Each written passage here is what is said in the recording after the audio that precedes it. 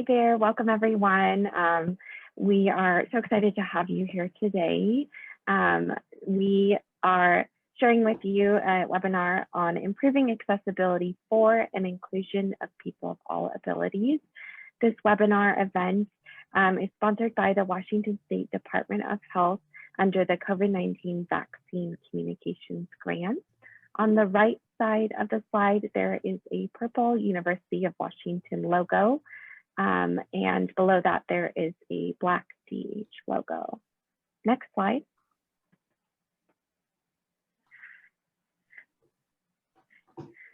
Slide 2, Destel Hagee or DH Outreach Team. On the slide, there's a bulleted list of the names of several DH team members, including myself, and their roles in supporting the DOH Communications Project. My name is Shireen Kinda. I'm a Senior Account Director at DH and Project Lead for DOH's Community Outreach effort. My pronouns are she, her. I identify as East Indian and have brown skin and shoulder-length brown-black hair. I'm currently located in Spokane, Washington. And as we gather in this virtual space, I'd like to recognize that we're all connected with one another through the air and waters that flow around us and within us, and also through the land that we occupy. May we recognize that these lands we are collectively gathered upon and call home are stolen territories and homelands of Indigenous peoples. May we also recognize that Indigenous peoples are not a people of the past, but are here today. Let us acknowledge the resilience and strength that all Indigenous peoples embody. I'd like to take a couple minutes to introduce the other team members from DH on this call. They're probably in your gallery view, and they may wave hello as I introduce them.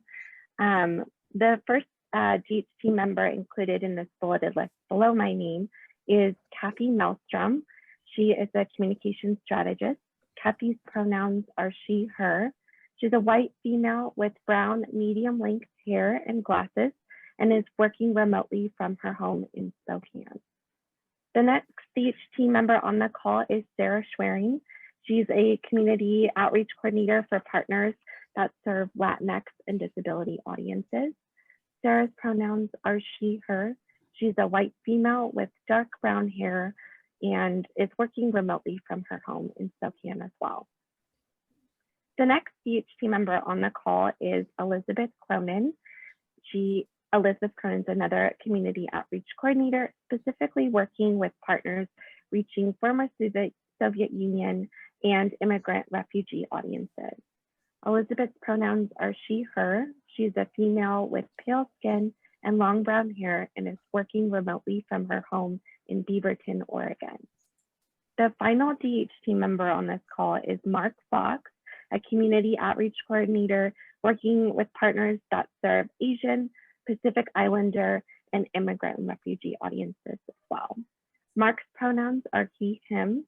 He's a Caucasian male with medium length light brown hair.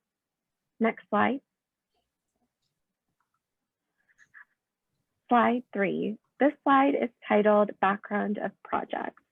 I'd like to share more about this broader DOH COVID-19 communications project, which many of you on the line are likely a part of.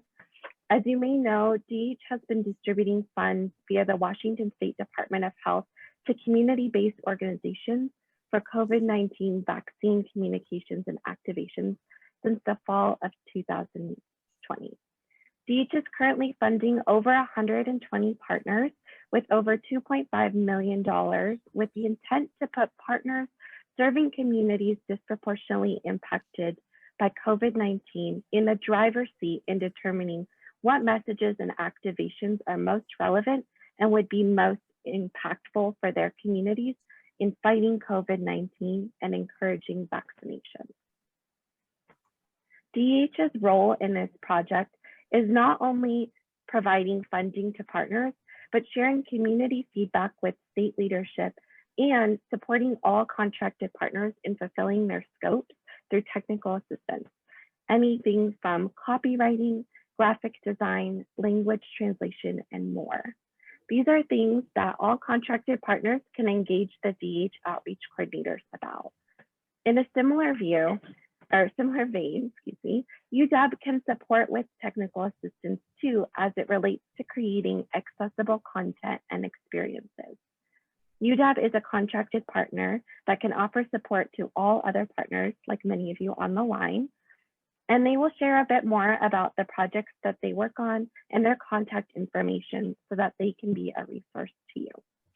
I'm going to turn this over to the UW team to introduce themselves. Thank you. Thank you, Shireen. Hello, everyone. My name is Eva De Leon. I am a Filipino-American woman with Black curly hair. I use the pronouns she, her.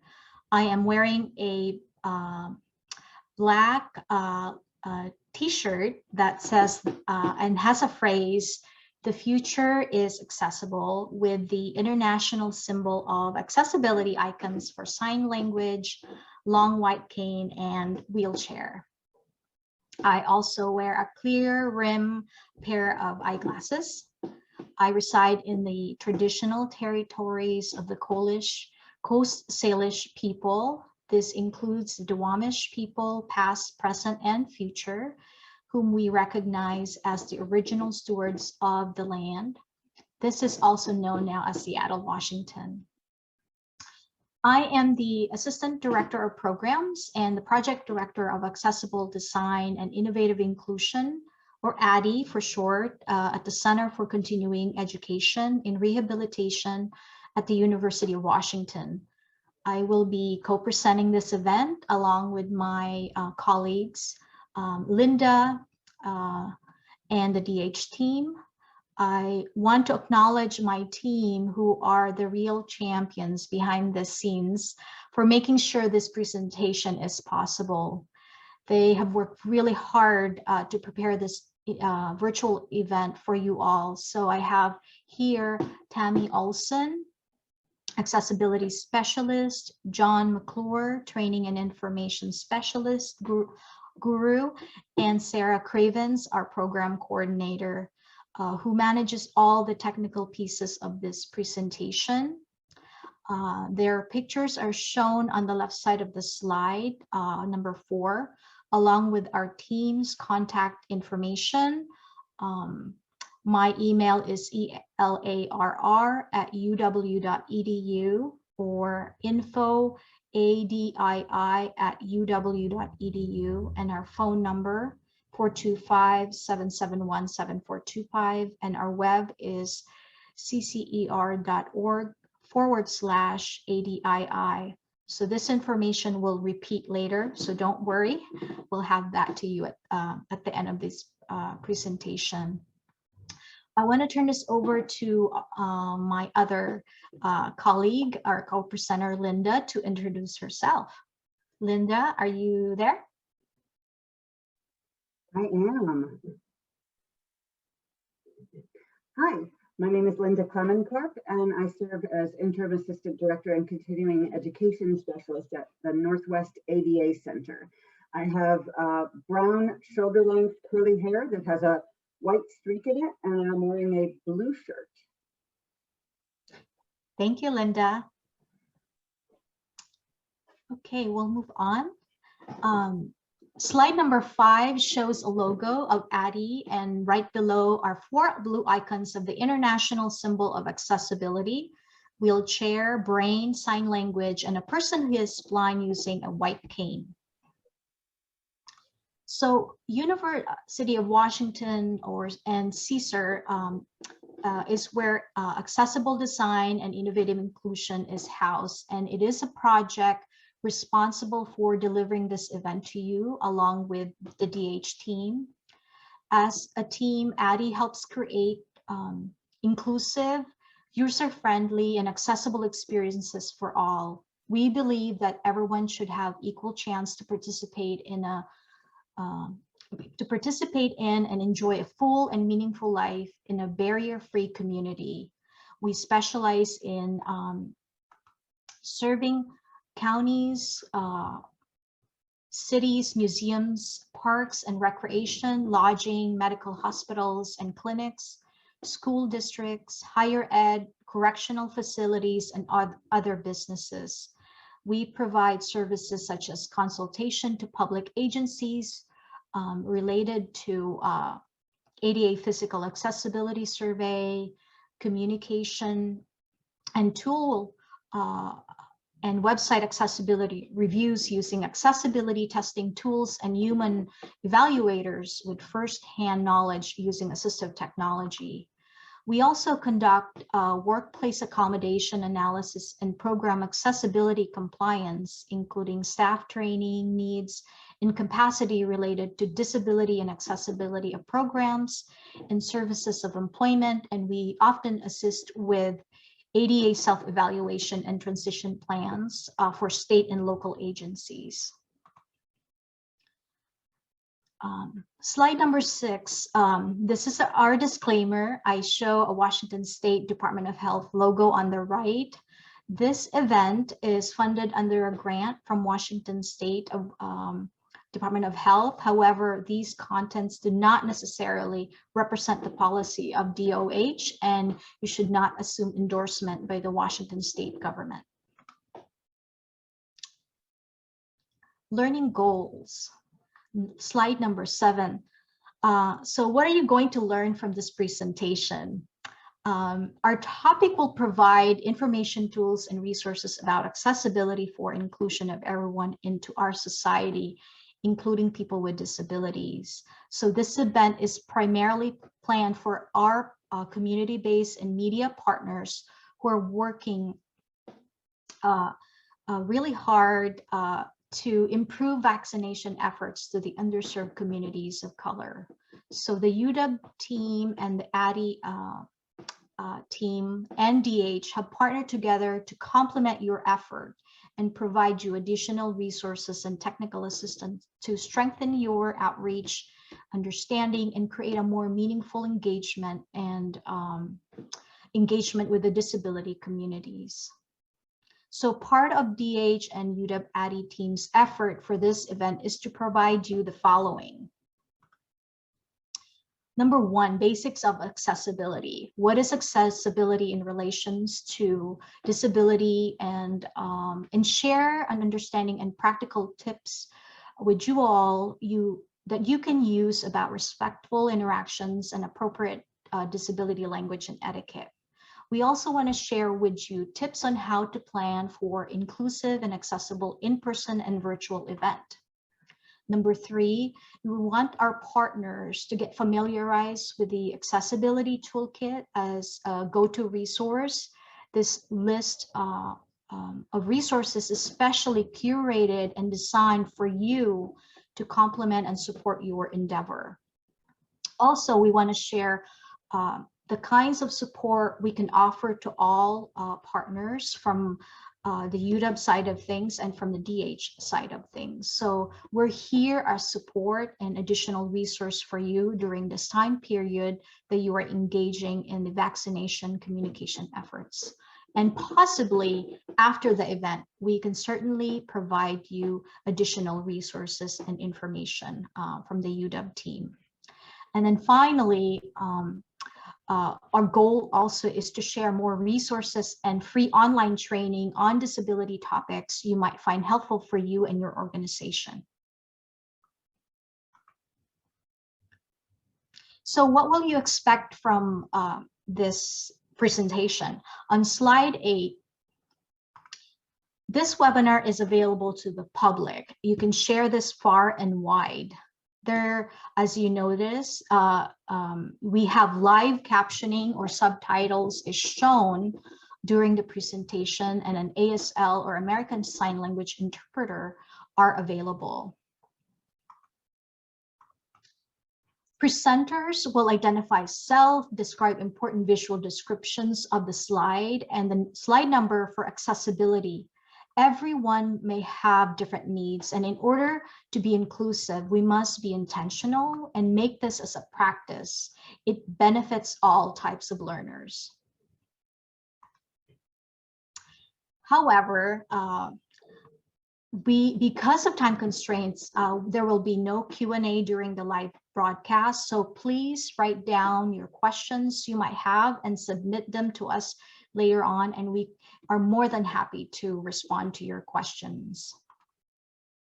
Again, we encourage you to reach out to us because we are really eager to assist you. So let's get started. Goal number 1, basics of accessibility and disability language etiquette. Slide number 9. So on slide number 10, in the next 3 following slides, there will be graphics relating to inclusive culture and disability will shown to you on the left. So what comes to mind when someone say the word accessibility?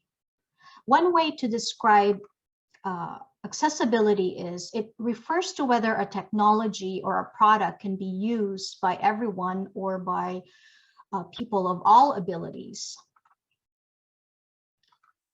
Another definition of accessibility may mean that people of all ages and with physical, sensory, and cognitive abilities must be able to get to, enter, and use the services provided in the facility. So essentially, there are 2 types of accessibility that we describe as a definition: communication accessibility and physical or environmental accessibility. Communication accessibility relates to the method of information delivery. Is the information you are providing or disseminating to the masses accessible to all? Who do you need to consider as your audience?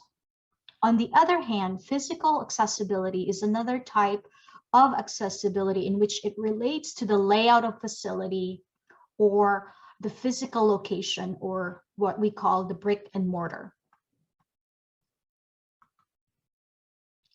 So slide number 12, why should you care about accessibility? It is important for you to know that inaccessibility is a decision problem and there is always a solution. For example, if a person uses a wheelchair, it can be challenging to navigate a building with only steps or stairs to get into. Similarly, following along in the meeting or this presentation, it can be challenging if you have a hearing disability or if you do not speak the same language as the person presenting. Universal design should be about designing our environment or solutions for everyone. When we design a space or a product with accessibility in mind, people of all abilities can have an enjoyable and engaging experience. Most importantly, everyone benefits. Another reason why you should care about accessibility is at one point in our lifetime, we will experience disability. Disability will be or is part of life. There are many different types of disabilities, including vision, hearing, speech, mobility, learning, cognition, and mental health conditions. They're often not visible, or we call it non-apparent disabilities. For example, someone may have depression, anxiety, or a person may have a traumatic brain injury, seizure, or cancer. Those are just some examples of invisible disabilities that are common. How a person uses technology or a product is dependent on a variety of factors, including the person, their environment, and their goals. When we're planning for our products and experiences, we must be aware of the different needs being used across our experience. If, for example, you made sure that your work event, all your walkways or path of travel is more than 36 inches wide and clear of any obstructions or barriers along the way, you will ensure that your guests who use a wheelchair, a mobility device, or someone who's low vision can travel safely and freely. However, it will also allow other guests can move around just the same. So remember this phrase, one solution can extend to many. Accessibility means that if you create an environment that is user-friendly, it leads to positive and safety experience for all your guests. Accessibility is, in short, about user-friendliness. More fundamental than laws or standard, it is about people. Slide 13. Washington State's population include individuals with disabilities. So this graph from the cdc.gov provides you an overview of disability in Washington in comparison to the national estimates. In this table, it shows you types of disabilities and percentages comparing the US population to the percentages in Washington State. The types of disability and percentages of adults with selected functional disability include mobility, cognition, independent living, hearing, vision, self-care. So additionally, according to the Disability and Health US state profile data for Washington for adults 18 years plus of age, there are about 23.5% of adults in Washington have some type of disability versus 25.6% of adults in the US. That is 1 in 4 of adults have some type of disability. So many feel that with improved medical treatments and prevention, the number of people with disabilities in our country has declined and will continue to decline. While it is true that older people will likely enjoy better health in the future, the overall proportion of people with disabilities in our country is likely to increase. There will be an increase in the number of people with disabilities in America because we have better treatments. People survive more medical conditions, but may survive them with a disability. There's also better diagnosing or less stigma. There's increased survival rate of premature infants. Infants survive but may have disabilities. Another reason is our aging population. US Census indicate that by 2030, all baby boomers will be older than age 65. And by 2034, there will be 77 million people 65 years and older compared to 76.5 million under the age of 18. So in the next slide, slide 14, I have for you a snapshot of a disability health infographic, again from the CDC's website, about how common disability in these types of group in your community. So nationally, there are approximately 61 million, or nearly 1 in 4 in the United States with disabilities. And worldwide, more than 1 billion of people have disabilities. 1 billion.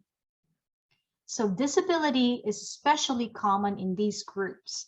2 in 5 adults age 65 years and older. 1 in 4 women have a disability. 2 in 5 non-Hispanic American Indians or / Alaskan natives have a disability. Slide number 15, disability inclusion. Nothing about us without us. Including people with disabilities in what we do begins with identifying and eliminating barriers to their participation. Nothing about us without us, if you heard of that, has become a mantra for a movement for people with disabilities. It is empowering words from a mantra that has fueled the disability rights movement over the years. To quote James Charlton, the research assistant professor on disability and human rights development, who authored a book by this same title term, Nothing About Us Without Us, he expresses the conviction of people with disabilities that they know what is best for them. This powerful phrase, nothing about us without us, ignites a vision for people with disabilities that represents pride and power rather than stigma and pity. Additionally, Professor Charlton encourages people to involve people with disabilities. They should be front and center as visible leaders to share their own voices and experiences. They should also be valued as integral and essential contributors to every aspect of our human experiences, every sector, industry, and community that we belong to. They are as much a part of the human experiences as with those people without disabilities. Slide 16, basic overview of accessibility. So what do you need to know about accessibility? How can you ensure you have the understanding of this concept of inclusion through accessibility and universal design? So let's just recap what I mentioned earlier. Communication accessibility relates to the method of information delivery, and that is accessible to everyone. Effective communication allows people with disabilities that affects hearing, vision, speech, learning, cognition, and mental health condition to participate in activities, services, and programs. Therefore, a great deal of care must be considered when providing access to the content of everything you do or your organization produces or presents, including video, having open or closed captions, audio description for people who are low vision or blind, for print materials, websites, social media, postings, signs, labels, and maps in your facility. Aim for high contrast, font style that are easy to read. Provide links and URLs that are shorter, and descriptions for images are alt text. So we'll talk more a little bit about that in a couple of slides later. For physical access and facilities, plan ahead. Ensure accessible transportation to your vaccination facilities are available. Then when you get to the vaccination sites, ensure that there are accessible parking spaces. All paths of travel are free from any trip hazards and navigable with clear signs for wayfinding. Accessible single unit restroom is available, and signs and maps indicate those accessible features because they are very helpful.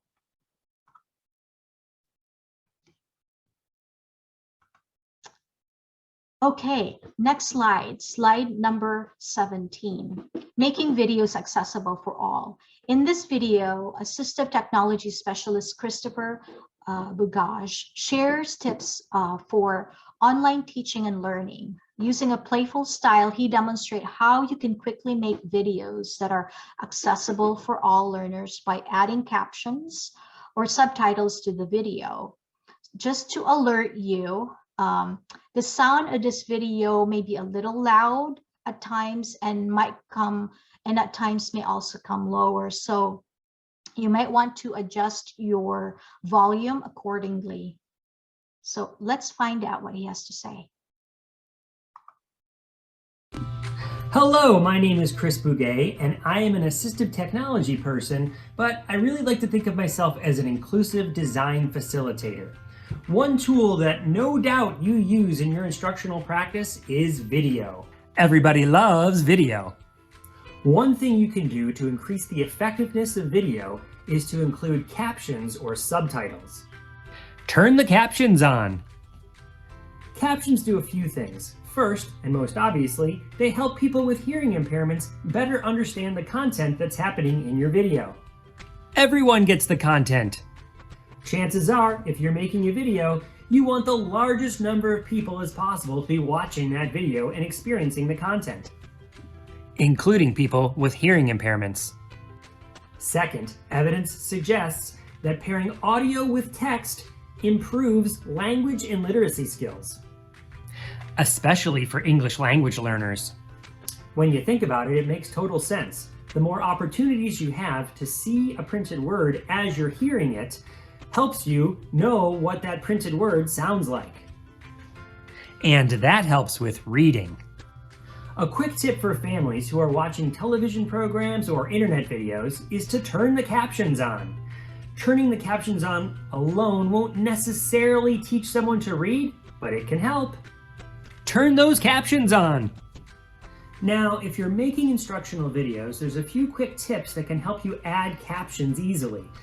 The first tip would be to choose an app to record with that has an auto captioning feature.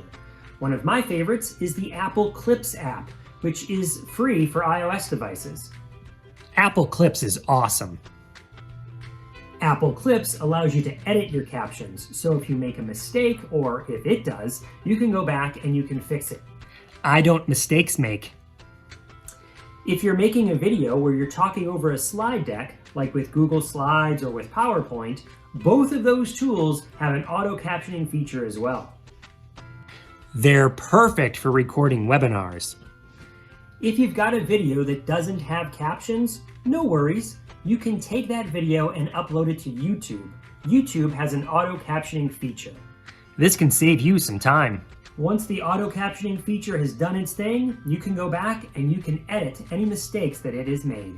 Auto captions gets you on the green, but it's up to you to tap it into the hole.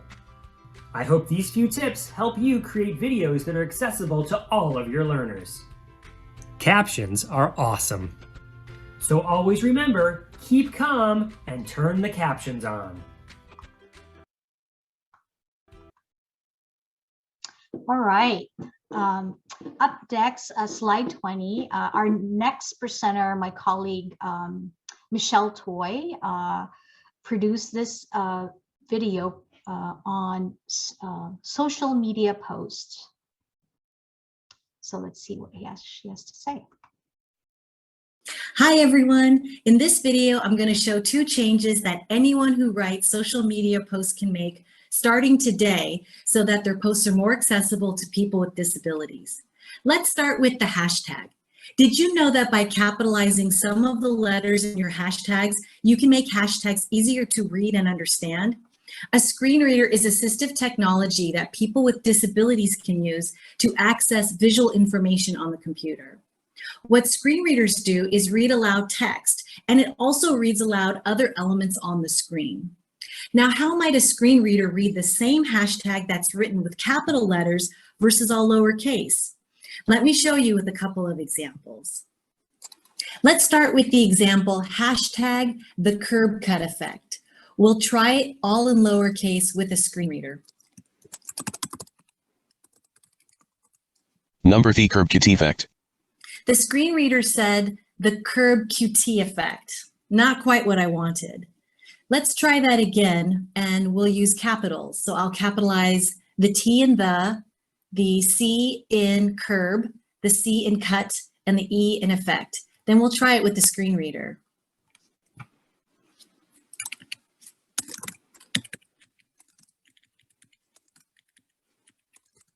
Number blank. Number the curb cut effect. The curb cut effect. That sounds more like it. Let's try another example. How about ASL and captioning? We'll try it all in lowercase, and we'll apply the screen reader to that.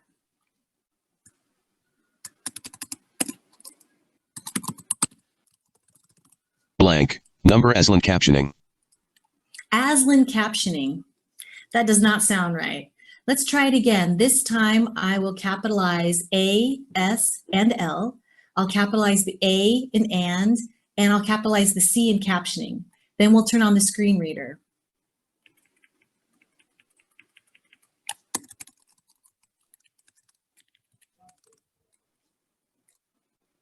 Number blank. Number ASL and captioning. Now it's saying ASL and captioning, and that's what I wanted. The next tip has to do with website addresses. If you link a website address, also called a URL, in your social media posts, try to shorten the address, especially if it's really long.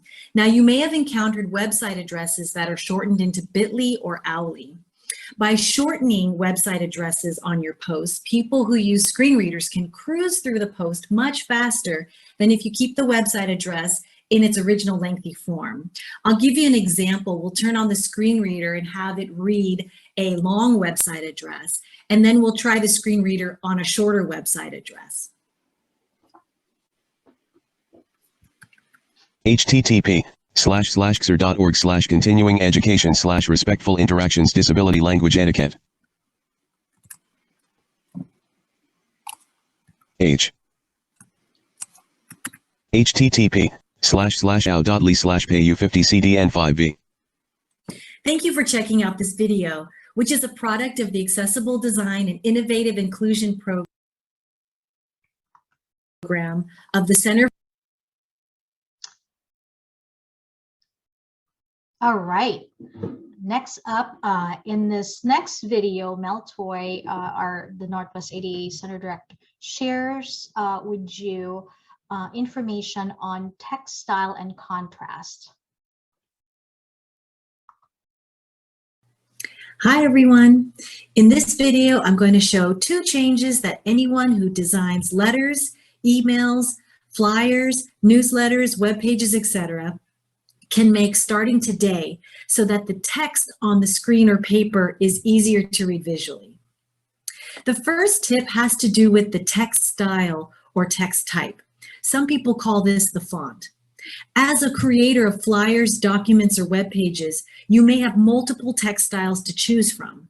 To make your text visually easier to read, we recommend that you choose a text style that is clean and simple, like the one I'm showing right now. Avoid text styles that are very decorative or ornate, like this one with all of its curlicues and such. The second tip is about text color. Now, what's really important here is to think about your text color compared to the background color. This is what we call color contrast. To make text easier to read visually, try to make the text color really stand out against the background color. In other words, use a high color contrast, such as black text on a white background, dark blue text on a white background, white text on a black background, and yellow text on a black background. When the text color is similar to the background color, it can make the words harder to see. We call this low color contrast. And here are some examples of that. Yellow text on a white background, light gray text on a white background, black text on a dark gray background, and medium blue text on a light blue background. Stick with the high color contrast options and you'll make it easier for visual users to read your text. Thank you for checking out this video, which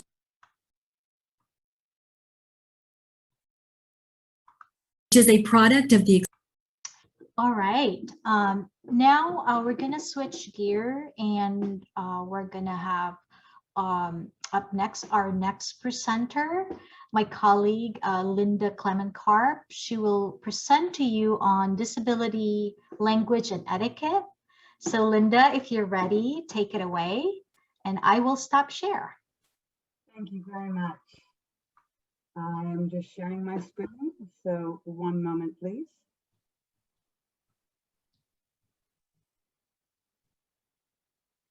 Okay, are you seeing my screen? Yes, we are. Yes. Awesome. Okay, thanks, folks. All right. My name is Linda Clement-Karp, and as Eva introduced me, I am Interim Assistant Director and Continuing Education Specialist at the Northwest ADA Center. I have medium-length brown curly hair with a white streak in it, and I'm wearing a blue shirt. Today, I'm going to be giving you a brief introduction to disability language and etiquette. Now, why is this important? Well, everything we've said about accessibility, about getting people to the door, through the door, getting them access to the website, all of that is the introduction to be able to actually have contact with people. So now we need to address how it is that we have positive interactions with people with disabilities once we have them with us. So first, we're going to cover language. Why is disability language even important? Well, language is a powerful tool, and much of the language that describes people with disabilities was invented by people who did not have disabilities, which has created a kind of an us and them way of thinking. So when we use words that are chosen by people with disabilities, we create an opportunity for all of us to be a part of that us. That's what we're focusing on today. Today's disability language is chosen. So what are we going to do with that? Well, we're going to use what's called person first language. Person first means that a disability is secondary. And so the person literally comes before the disability, as in person with a disability, people who have disabilities. And the reason for using this is that by putting that person first, it affirms a person's value and worth as a human being that is separate from the disability. And this is the language model that you should always default to. It is possible that people will sometimes want to use another model of disability language, and if someone should specify that that is their preference, then you respect that choice. So respect individual language preferences, but always default to person first, person with a disability. So what does that mean? Well, these are some examples of person first language. A man with an intellectual disability, a girl who has a seizure disorder, woman of short stature, man who uses a wheelchair, a person with a psychiatric disability, a person with a physical disability. So what's awesome about these words is that then we get to retire these other words. So we're going to retire differently abled and special and slow. Those are euphemisms that are kind of condescending. We're going to retire epileptic because epileptic is a medical diagnosis and a person is not their diagnosis. So it's a girl with a seizure disorder. The term midget, which was coined by P.T. Barnum to describe people of short stature, came from the little bug that's called a midge. So it's really insulting. For a psychiatric disability, we don't need to say emotionally disturbed or mentally ill. What we want to say is a person with a psychiatric disability or a person with a mental health disability. And then that invalid, deformed, crippled, lame, yay, we get to just retire those all together. We're just not even going to use them anymore because it's a person with a physical disability. So people without disabilities is another term that we get to use now. And when it comes to talking about disabilities, we're going to retire the whole idea of normal and able-bodied and regular. That would imply that people with disabilities are not normal. And so if we say people without disabilities or people who are non-disabled, that levels the playing field. Next, the word is accessible. So there's restrooms, there's parking, there's routes, there are accessible routes, parking, restrooms, rather than disabled or handicapped. Accessible means it's available to everyone. So that makes a lot more sense. And finally, you have a coworker and he has a disability, and he's definitely not your handicapped coworker. He is your coworker who has a disability. Or better yet, you could call him by his name, just call him Joe, which leads us to how to speak with a person with a disability. On this slide, there's an image of a man leaning on a table, passing papers between himself and a woman who is next to him, and she is in a wheelchair. So we already covered the person first language. And as I just mentioned, use a person's name. What does that mean? Well, if the disability is not relevant to the conversation and the interaction itself, then it doesn't require disability-related terminology, and everyone has a name, so we can use that. People with disabilities are three-dimensional. They are real people. They're not they're not there for pity or hero worship. They're not victims. Their lives are not tragic, and they're not heroes or courageous just because of their disability. So we're going to set aside the idea that they're inspiring or worthy of pity. They're people living their lives just like everyone else with the circumstances that we have. Finally, disability is the term. The word disability is the one to use. You don't have to use a euphemism. It's a person with a disability, that person first with a disability. So here's the takeaway on disability language. By using person first disability language, you're more likely to connect with the person. And Marlee Matlin, the actress, is quoted as saying, at some point we have to stop and say, there's Marlee, not there's the deaf actress. So whenever possible, simply use a person's name. Now we're going to move on to disability etiquette. So we want to interact with people in a way that they find respectful, and respect is the key word here. We have an image here of a smiling, wide-eyed woman looking into a mirror, and the image she sees is herself, but she is frowning with her eyes closed, slouching, slumped forward. This image represents invisible disabilities, and that's definitely a part of the disability community. And so the very first thing is don't make assumptions. Don't make assumptions about someone looking like they're non-disabled and they actually are disabled.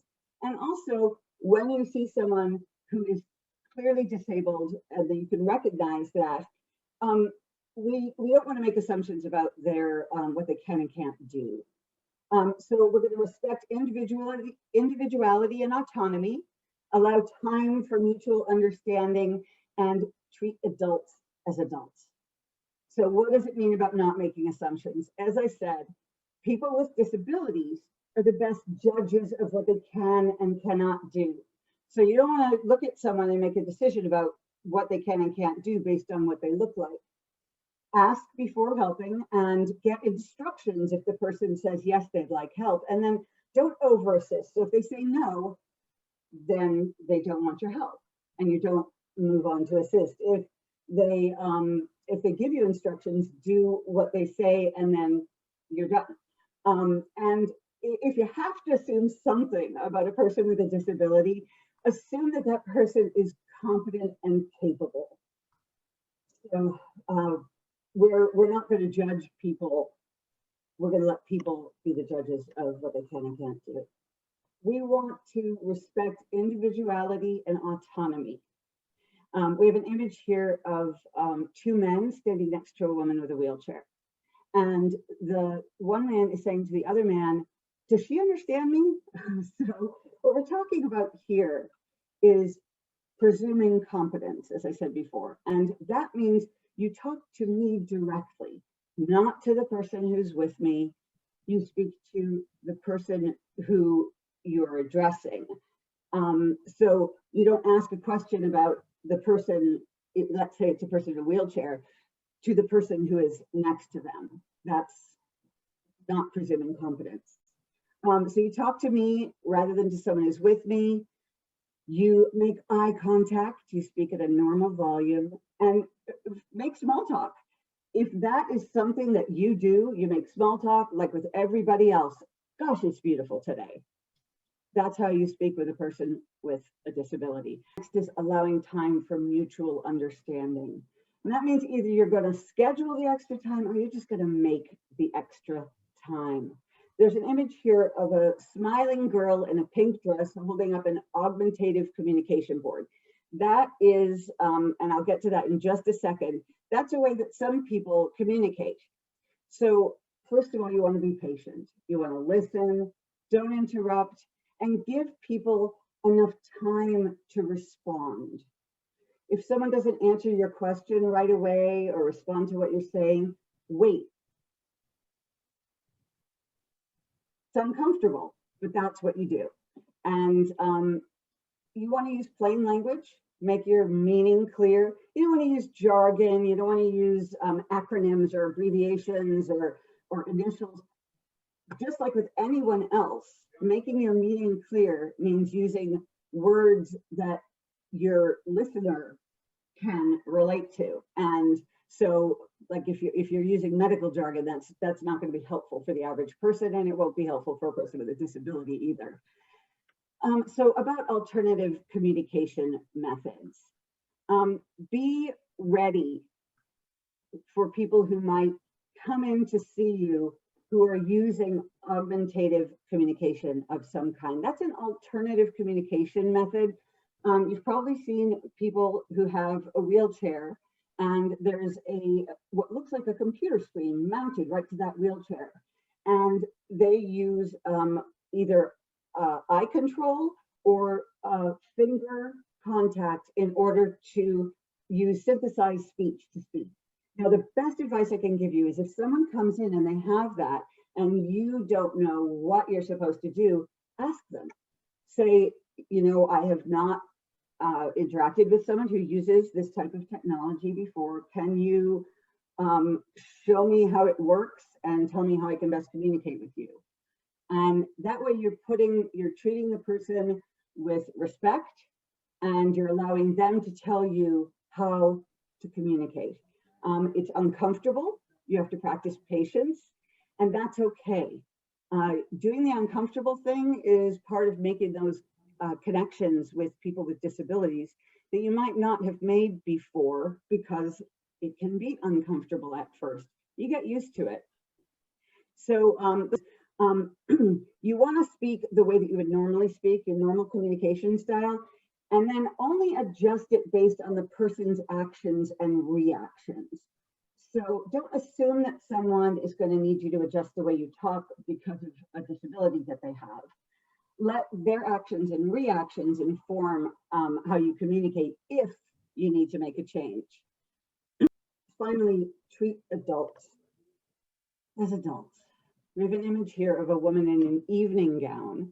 She's in a wheelchair and she's among a crowd of people who are standing around her. One of them is leaning on the handle of her wheelchair and she's got her face in one of her hands leaning, and it looks like this, there's definitely a message in this photo of being, I'm down here in this wheelchair and you're up there and I'm not being included, but my wheelchair is being used as someone's brace. So treat adults as adults. And that means an adult with a disability is not a child. You want to use age-appropriate language and tone, and treat others how you'd want them to treat you. Finally, don't touch people without permission. You would be amazed at the number of people who use wheelchairs and the number of people of short stature who talk about being patted on the head or just touched on a pretty regular basis. It's not appropriate. It wouldn't be appropriate for anyone. So don't touch people without permission. Chris Burke is an actor, and he said having Down syndrome is like being normal. I'm just like you, and you're just like me. We're all born in different ways. I have a normal life. So don't make assumptions. Let people be the best judge of what they can do for themselves. Respect autonomy and individuality. This is a person in and of themselves. Practice patience so you can communicate by listening and waiting. Treat adults as adults. And finally, it's okay to be uncomfortable. Do be uncomfortable. Make mistakes, learn from them, and then do better. And then make new mistakes. It's okay as long as you're willing to ask the person. If you don't know, just ask. So thanks very much for listening. And now, Eva, it is back to you. All right. Thank you, Linda. And I'm gonna go back to our presentation here in just a moment.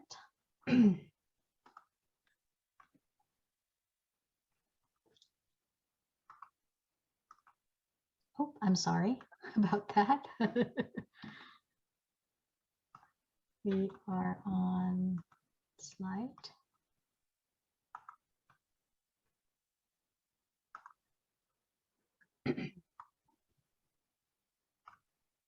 Okay, so we're back. We have a few minutes left, and hopefully we can go through this fairly quickly. We're gonna switch gear and talk about planning an accessible in-person or virtual event and what it is. So you might have noticed as we have an ASL interpreter and a transcription available. This presentation is intended to do just that, to demonstrate to you what it is like to have an event with accessibility in mind. And we know that we will have a diverse audience today, and with this being recorded and will be made available to the public and available for others to view later on. So without careful planning, this event will not be possible. So to be inclusive and accessible, we have to consider communication accessibility in our action planning. So an accessible in-person event, what do you have to consider? I have for you here a graphic of a virtual meeting event.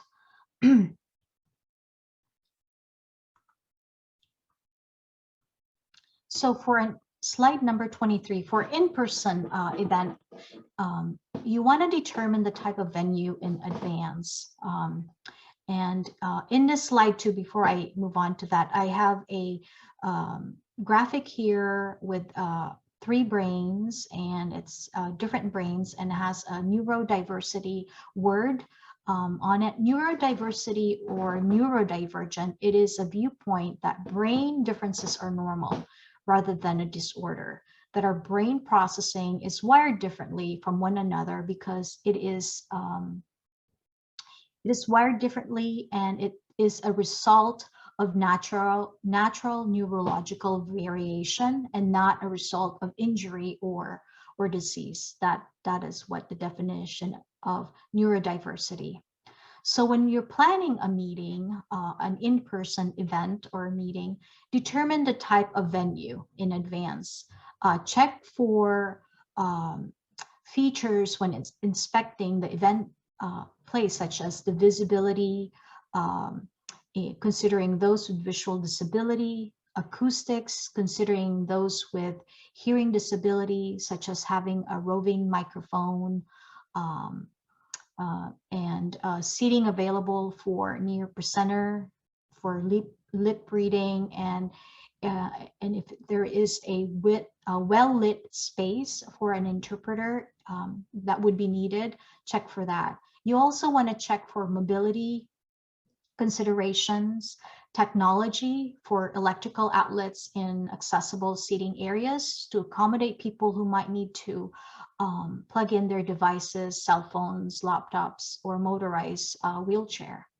Also, consider people with service animals who might need some space and comfortable space for their service animals to rest and for toileting. Designate additional support and assistance that are trained to interact with diverse groups. Additionally, you also want to, for question and answer, this is important to emphasize. Make sure to repeat questions posted by the audience before responding, especially if there's not a roving microphone. Audience member often may express confidence that they are loud enough and do not need a microphone. Regardless of that, ask them to use and to speak to one. Okay, so plan for accommodation needs prior to the event. When you send out invitation or registration notice, include welcome messages to let invitees know that they can contact you, and create that opportunity for a participant to request for accommodation need. Make sure you follow up on those accommodation requests as well. Ask and clarify. The person making the request will know what might work best for them. Create documents that are easy to read. Use words and custom use words that your customers and audiences will understand, and ensure that presentation materials are accessible to everyone. So slide 24, for virtual meetings such as Zoom or Microsoft Teams that like this, understand accommodation need and use of accessibility features of this platform. Ensure that presenters are aware of your commitment to disability that is inclusive, and that conduct some presentation rehearsals, at least one or two, especially if your event will require, some technical or complex elements during the presentation that we did today, with some video embedded in the presentation. It is really helpful for the host to really troubleshoot those ahead of time and anticipate any kind of technical issues during the presentation. And then finally, review the virtual platform's website for those accessibility features ahead of time. Feel free to contact our UW team for guidance on setting up an accessible and inclusive meeting. We would be more than glad to provide you assistance and tips to make your event meaningful and engaging. And then an accessible meeting continues here. There's a graphic on the left illustrating a virtual meeting on slide 25. So for those who are coordinating or planning the meeting, provide presenter with a checklist requiring them or requesting them that they learn and know how to make content presentation accessible to everyone. Here are some examples: identifying self before speaking, repeating those questions posted on the chat by audience before responding, describe all images relevant to the content of the slide and the slide number, provide captioning and ASL interpreter if your event is going to be open to the public and diverse audience.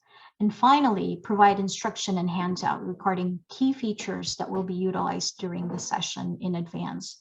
Those are very helpful for folks. I hope that you will keep in mind these ideas and recommendations for this presentation. And I just wanted to sort of sum this up in sort of 5 effective steps or approach to achieve effective communication. Number 1 is that understand that there is no one-size-fits-all solution. You may encounter that individuals may have different accommodation needs and abilities. And then number 2, explore ways to accommodate the diverse group and the population or customers that you serve. Assume positive intent and clarify by asking what works best as an accommodation. And number 3, be prepared with a well thought out policies and procedures for accommodating the diverse needs of the population you serve. Having a policy in place can make accommodation process a lot easier to implement. And number 4, this is really key: train staff and volunteers who encounter the public to be knowledgeable about aids, tools, any adaptive equipment that might be available in your facility. And then finally, inform the public about those equipment and services through your signages, marketing materials, your website, or any other means that that's available. So here we're going to switch gear to our 3rd goal, which is resources and free online disability topics that we offer. So for slide 28, resources for partners, we want to let you know that if you are interested in a more in-depth disability language and etiquette that was presented for you today, please don't hesitate to contact us. Our Northwest ADA Center can offer that at nwadaCTR@uw.edu. We also have other information such as face masks, COVID rules that's available on our YouTube channel. So let us know, we'll get that to you. And those resources will be available on our CSER.org website and your accessibility toolkit that's provided to you by the DH team, and the link is available here. And also, if you're wondering, this PowerPoint presentation will also available on the accessibility toolkit as well as our CSAR website after the fact. And then again, I just wanted to go over this quickly. Slide 29, you have two logos here of our of CSAR and Northwest ADA Center. Northwest ADA Center is funded by the federal administration, and that they provide training, technical assistance, material dissemination, and anything related to the ADA. So feel free to come back to us, let us know. We have a 1-800 hotline that you can call any time of the day, Monday through Friday until 4:30 p.m. to ask questions on anything ADA related topic. And then next is slide number 30. We have here showing a graphic on the left of intersectionality of disability. It means that disability issues intersect or overlaps with one identities or experiences, such as age, race, gender, socioeconomic status, and discriminations or prejudices that a person or a group of people may encounter in our society. So again, CSAR offers other resources for vocational rehabilitation professionals, as well as we help with conference coordination and management in terms of larger conferences. So feel free to contact us if you are interested in knowing more about this topic. And then finally, moving on to our goal number 4, our final goal for you is to tell you about accessibility toolkit and support for partners. And I'm going to turn this over to Shireen. Thank you, Eva. So next slide, please. This is slide 32. This slide is titled Accessibility Toolkit. DH, along with the UW team, have been collecting resources to help you learn more about creating accessible content, everything from components of an accessible video, how to create an accessible web page, and more. You can access the toolkit via DH's messaging and assets Dropbox, which your outreach coordinator may have shared with you already. It's accessible at bit.ly/DH Access Toolkit. And we'll be sure to share that out via email as well as a follow-up. Next slide, please. This is slide 33. This is a screenshot of the DH Dropbox, which shows the messaging and assets folder. And you can see that accessibility toolkit folder, which is hubbed within the messaging and assets folder, is highlighted in light yellow. We'll continue to update resources here, so please check back, but definitely encourage you all to check it out. And I'm going to hand it back to Eva for closing remarks. Thank you. Thank you, Shireen. So again, UW is part of this DOH project to support you as our partner. Our goal is to make your interaction and engagement with your participants in your community accessible and inclusive to all. We can assist you with technical assistance, consultation, and training on topics related to ensuring your communication efforts and facility are user-friendly and accessible to everyone. Again, our contact information is here provided to you on slide 34. So please reach out to us. Don't hesitate. And I just want to thank you all for participating today, and a big thanks to DH staff team, my colleagues at UW, our ASL interpreters and captioner. Thank you for all for taking the time to attend and for allowing us the space to share our passion about accessibility and disability inclusion.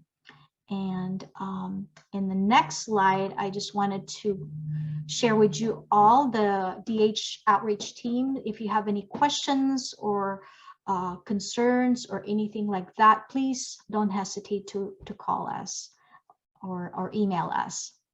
And that's it for today. Yeah, thank you.